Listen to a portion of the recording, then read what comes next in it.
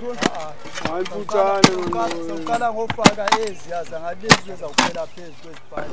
what we are doing today, because this land was unoccupied for many long time ago. So now we decided to come here to build our houses, because our government was promising us many years ago that is going to build us houses here, and then it's going to build us some sanitation, and then now we are tired.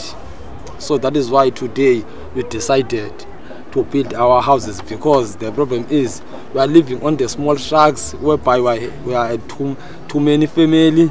So we decided to come here. We're not fighting anyone. We challenge government many times, we challenge municipality, and then also the leaders of the community know about our situation. Here, the way we're living, we are renting, and then now it's a COVID time, and then we don't even afford to pay the rents.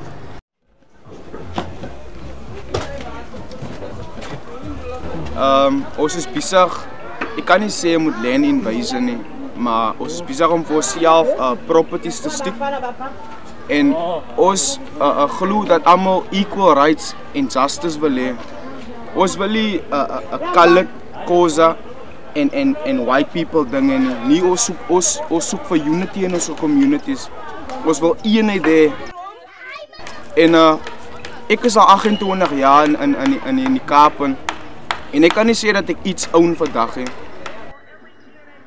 En vandag sit ek hier en ek sien 'n generation wat na my kom. Wat kan ek agterlos vir hulle? What will I leave for them, that they can also say that this is the piece of land that my father left for me? Verstaan julle?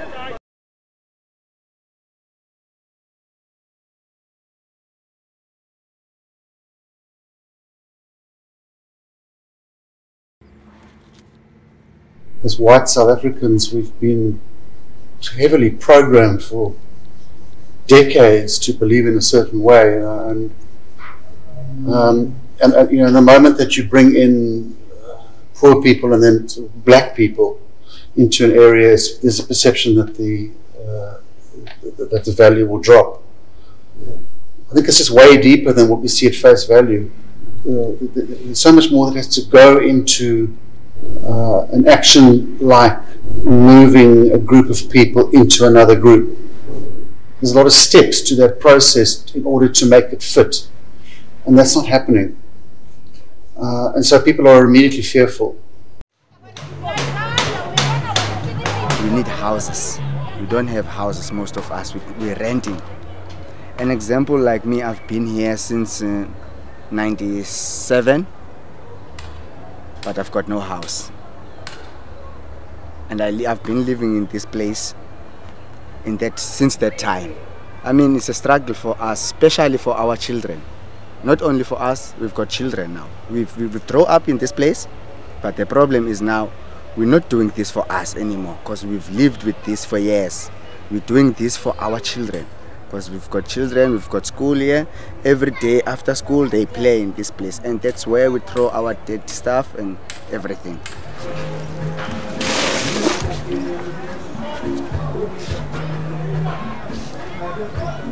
Everyone deserves a better place. Who can live in this kind of situation? Who else? We are not pigs. That's what we need to tell them, that we are not pigs. But if you see we live like pigs, who doesn't know that in Hout Bay? No one. That there is a place like this. Who doesn't know that? No one. They will be lying if they say they don't know that. No. We're not here to fight or ban anything unless anyone fight with us. They will never stop, because we're not fighting for us. We're fighting for our children's future.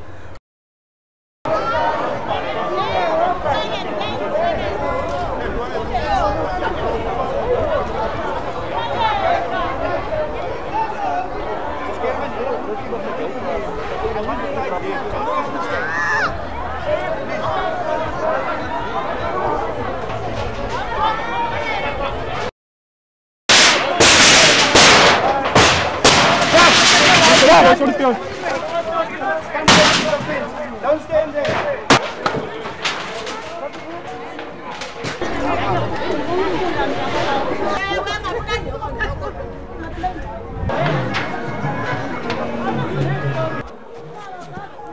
Go!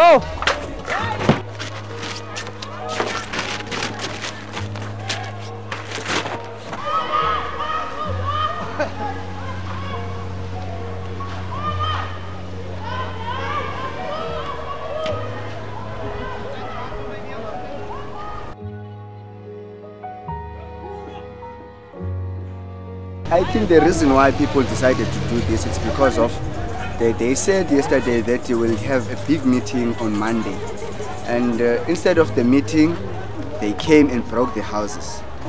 We've tried to stop the community, but because of what they did, they've been promised by the cities about Monday, but they didn't keep their promises. So now they decided to do this so that they can grab their attention. But it's not easy for me to tell them, because what I understand is it's 100 people against one guy, which is standing here now. But I will try all means to let them understand what they must follow, what they have to do in order for them to be heard. Tomorrow we will be waiting up there where we're building for the city, as they said, the police and the law enforcement. So they said the city is coming tomorrow, so we're waiting for the city. We don't know what's going to happen tomorrow, but we'll see tomorrow and we'll hear from them and we'll take it from then.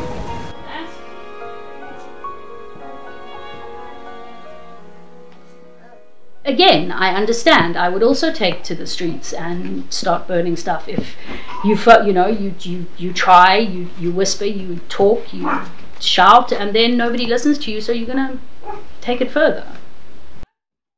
I think in terms of the Hout Bay as a community, I think there has to be a lot more willingness from the Valley community to get involved with IY and the harbour, and to get to know people, to get to have an understanding of how people live. What, at the end of the day, we all look the same underneath our skin. And I think that, after the what happened in Penzance, there was a lot of very angry sort of comments on the two Hout Bay Facebook groups. And I just feel that at the end of the day, if you take the time to get to know your neighbors, you'll find that they're actually not that different to you. Dis waar my ma slaap.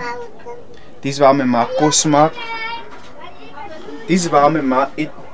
And in the same time, dis waar my ma toilet maak, net hier langs aan.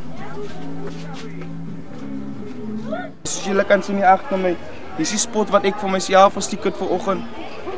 En ek het dit nodig, man. It's not that I want it, but I need it. It's something that I'm desperately in need of. That's why we seek to come out of where we are. If only you can come and see the condition that we are living in, you yourself will understand why it is we are seeking for property, why it is we seek to come out of the overpopulated state we are in.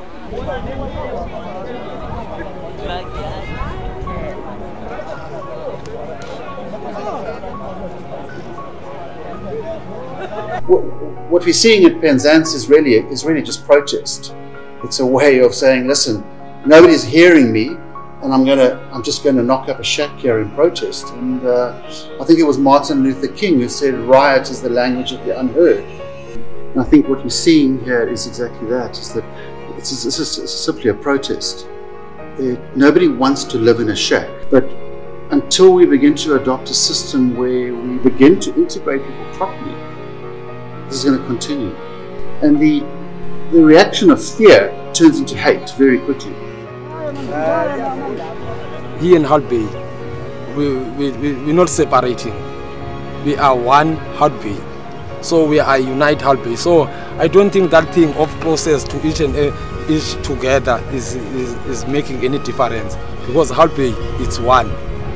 So on my side or on our side, we don't see any problem to come closer to them, because our aim is not to rob them or is not corrupt them, but our aim is occupied, unused land, so that we can use it to fulfill our responsibilities.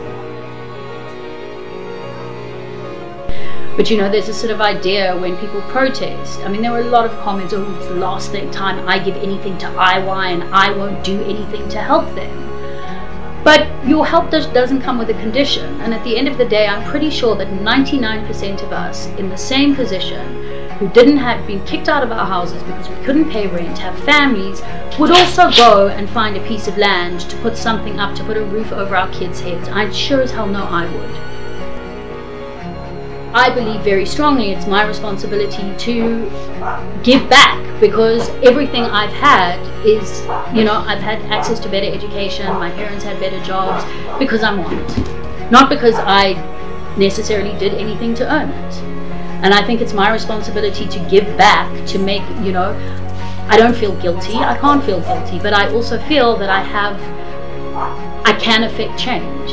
And that's what I, you know, even just little things, it's the little things. It's, you know, not everybody wants to go and be a community worker, but you can treat people with a little bit of human decency. Our dream, all of us as a community of IOI, that IOI can be changed, but we can't change IOI by ourselves, because government must build us the houses, the proper houses. So now we're not fighting anyone, we're not racism to anyone, and then we're polite, but the only one thing that we're asking to government to provide us some structures whereby our children can have a place to sleep, and then we can raise our children on a better community. I don't know if we're ever going to get it right, certainly not in my lifetime.